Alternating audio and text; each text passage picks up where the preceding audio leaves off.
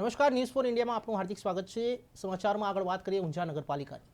ઊંઝા નગરપાલિકાની ચૂંટણીમાં આજે અટકળો પૂરી થઈ છે। છેલ્લા ઘણા દિવસોથી કોના માથે તાજ છે જેની ચર્ચા ઉપર આજે પૂર્ણ વિરામ આવ્યો છે। કામદાર પેનલ અને ભાજપના કોર્પોરેટરો દ્વારા શાંતિપૂર્ણ ચૂંટણી પૂર્ણ થઈ છે, ત્યારે ચુસ્ત પોલીસ બંદોબસ્ત સાથે 2.5 વર્ષ માટે પ્રમુખ અને ઉપપ્રમુખની ચૂંટણી યોજાઈ છે।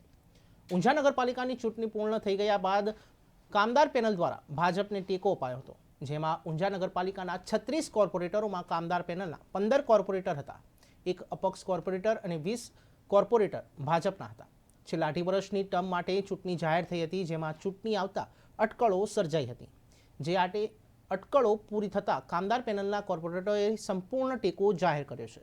નગરપાલિકાની ચૂંટણી યોજાઈ, જેમાં પ્રમુખ તરીકે દીક્ષિતભાઈ ધનજીભાઈ પટેલ, ઉપપ્રમુખ તરીકે પ્રિયંકાબેન જયંતિકુમાર પટેલની વરણી કરવામાં આવી છે। પક્ષના નેતા તરીકે નયનાબેન ગુણવંતભાઈ પટેલની વરણી કરવામાં આવી છે, તેમજ દંડક કિન્નરીબેન મહેશભાઈ પટેલની વરણી કરાઈ છે।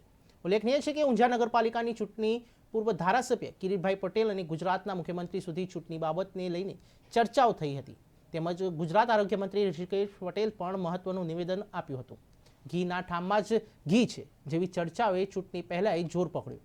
ચૂંટણી પહેલાં કામદાર પેનલના કોર્પોરેટર તેમજ ભાજપના કોર્પોરેટર કેમ્પસમાં ફરીને આવ્યા બાદ પરિણામ ભાજપ તરફે આવ્યું એ પણ ચર્ચાસ્પદ છે, પરંતુ આજે ચૂંટણી યોજાઈ, જેમાં ભાજપના કોર્પોરેટર તેમજ કામદાર પેનલના કોર્પોરેટર દ્વારા શાંતિપૂર્ણ ચૂંટણી યોજાઈ હતી। ઊંઝા નગરપાલિકા ચૂંટણીમાં મહેસાણા જિલ્લા નાગરિક પુરવઠા અધિકારી સહિત અધિકારીઓ હાજર રહ્યા હતા। કોઈ વિવાદ જ હતો નહીં। પૂર્ણ બહુમતીથી થઈ છે। ઉપરથી જે ભારતીય જનતા પાર્ટીની શક્તિ હતી એ શક્તિમાં બેવડો વધારો થયો છે, એટલે વિવાદ જેવી કોઈ વાત અમારા ધ્યાનમાં છે જ નહીં।